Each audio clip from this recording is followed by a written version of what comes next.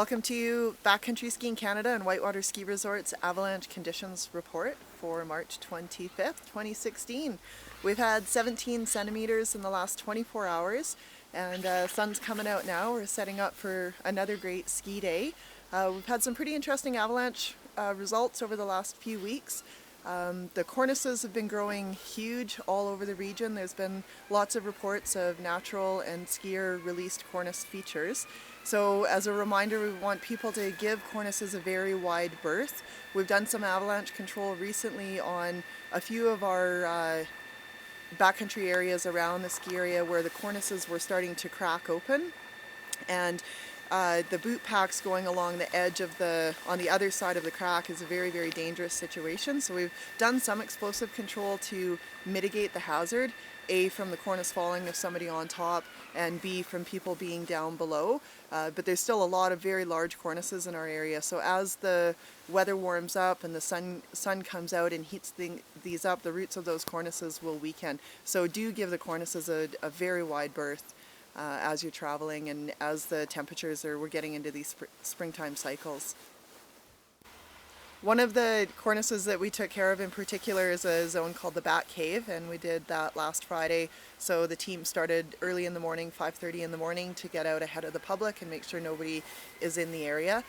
They ski toured up there and placed charges into the feature head, 2 different cracks in it. So they were able to put charges into the first crack and ignite those fuses, and then put charges in the second crack, again to mitigate that hazard from both above and from below. So fantastic results out of that. It was great to be able to clean that out early, and pretty impressive.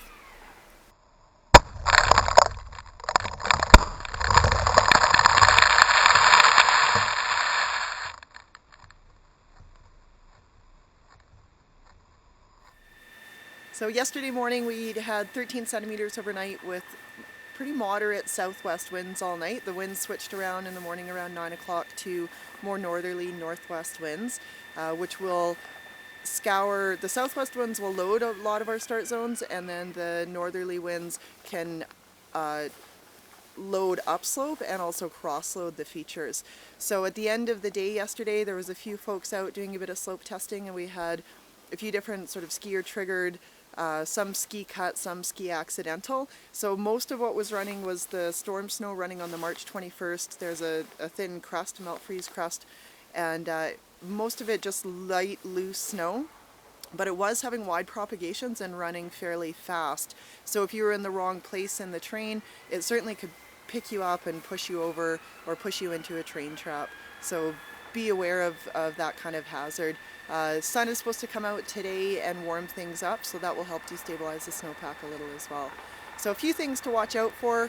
The February 27th layer we've been tracking is down about a meter plus, and it's fairly inactive right now. But as we go into the spring, we don't want to forget about that layer. Those kind of things can wake up with the warming.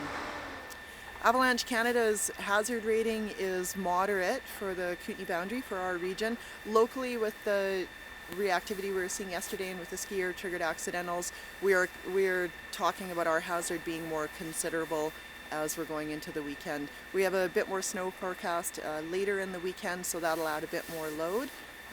But generally nice skiing, pretty good travel conditions. Just keep those factors, those layers that we've been watching in mind. And signing off for Whitewater Ski Resort and Backcountry Skiing Canada, and have a great day. We've got only 1 week left of operations. We close on April 3rd with our big beach party weekend. So come on out and enjoy the last week. It's still winter out here now, snowing once again, and skiing's great. So come on up and we'll see you up here.